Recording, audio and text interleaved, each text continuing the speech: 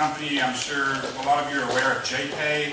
Traditionally, they're a service where you can send money to any inmate you want, pretty much in the United States. Well, they've also transitioned now to download centers inside the prisons. This is in the commissary rooms. So they have a JPay player now, so the inmate is allowed to buy a $150 player, and they're allowed access to this computer, and they can download music. Traditionally, it's only supposed to be clean music, but there is a way to get around that.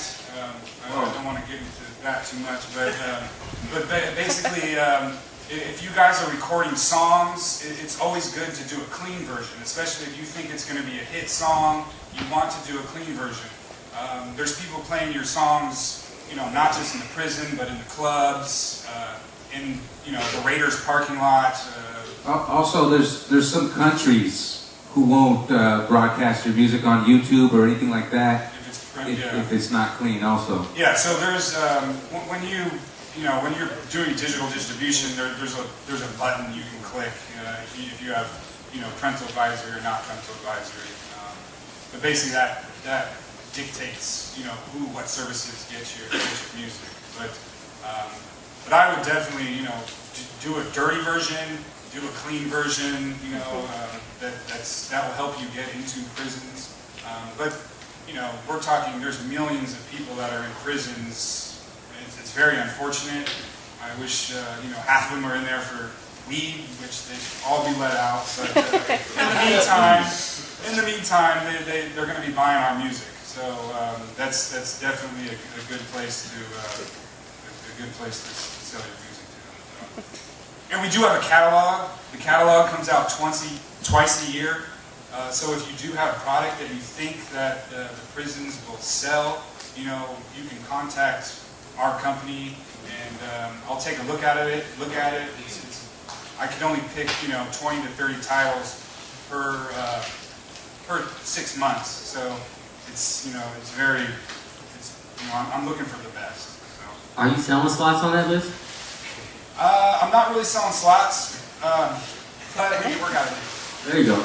Just not asking. I'm just looking for the good stuff that's going to sell. Because if it doesn't sell, that makes me look bad. Right. So, and I consider myself an expert. So the stuff that I put in this catalog, it's going to sell. So if there's something that you give me and I don't think it's going to sell, well, then it's not going to make the catalog. So I'm looking for very specific stuff. So, Fresh, could you tell us? Obviously, you've been on a lot of international tours. And also, Ryan, you can talk about this because RapBay has a tremendous amount of, international sales. Talk about, how does the rest of the world, what do they think about the Bay Area and the music that we produce? Oh yeah, everywhere loves us except us. Period. But that's normal though. Like wherever you come up from, they don't believe into you until everywhere else believe in you. So that's normal. Like I always say, you gotta leave to achieve. But yeah, the rest of the world, like you go other places and you say you're from Northern California or Bay Area or Sacramento, whatever, they're instantly like intrigued, because like so much comes from this soil, So like yeah, just like get out your 15-mile radius. You know what I mean? Like get out your 15-mile radius and go do your thing. Like I'm from East Baltimore. That's where I was born. I was born in Baltimore and I came to the Bay. But like I just been moving around my whole life. Like I did my thing in New York. I did my thing in Virginia. I did my thing in the Bay, LA, everywhere. You know what I mean? You gotta keep it moving and network and do your thing. You know what I'm saying? And you'll come up. So like yeah, like they love us everywhere else. For sure. And Ryan, how did RapBay get so popular in countries like Germany and outside of the United States? How'd that pick up? There's a funny story. Probably 10 years ago, there was a record store in Sacramento, actually, and I had some product that was in there, and it just so happens the product that I had happened to be what these Japanese folks were looking for. These countries have Bibles. There's websites. You know, there's experts in all of these countries that really love Bay Area music. You know, West Coast music. You know, they love LA music. You know, it's really the West Coast. And to be honest, like in Japan, LA is the biggest hot spot, you know, for Japan. But anyways, there was a record store, and I got a phone call on my cell phone, and you know, he was, hey, you know, this guy's from Japan, and he's in my store, and he's looking at some of your titles, and he says that that's exactly what he says, and I had no idea.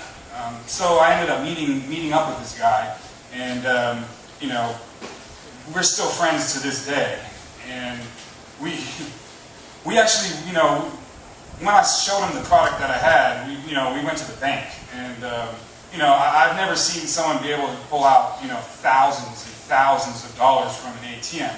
You know, me personally, you know, 700 is my limit, maybe 1,500. You know, this guy was pulling out thousands and thousands of dollars. You know, and that got me into like, holy cow, what the hell's going on?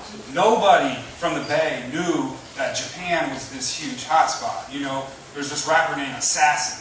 Yeah, I don't know. Has anyone ever heard of Assassin? Yeah. San Jose? Of course. Okay, this dude was like the biggest rapper in Japan, and like no one knew. You know, I called up Assassin, and I'm like, dude, you know, these guys are in Japan, and they're over here, and they want to buy 1,000 of your CDs. You know, like no one's there. You know, I'm like Assassin. I'm like, holy shit. You know, so you know now, you know, and then you know, Assassin. We ended up selling them thousands and thousands of Assassin CDs.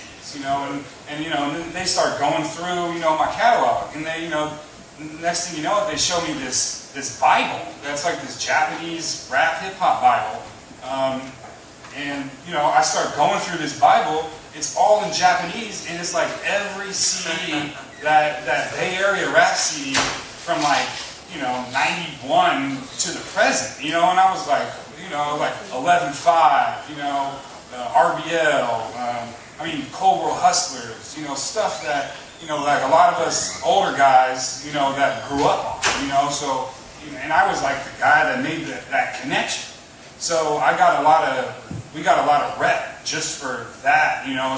Then I started meeting other Japanese guys, and they have these forums, and, you know, as soon as the CDs started showing up everywhere, you know, they found out, you know, oh, this is Rap Day. So I had these Japanese guys were coming over here at Waves. You know, I introduced them to, you know, San Quinn. You know, at the time, Messy Marv was really popular.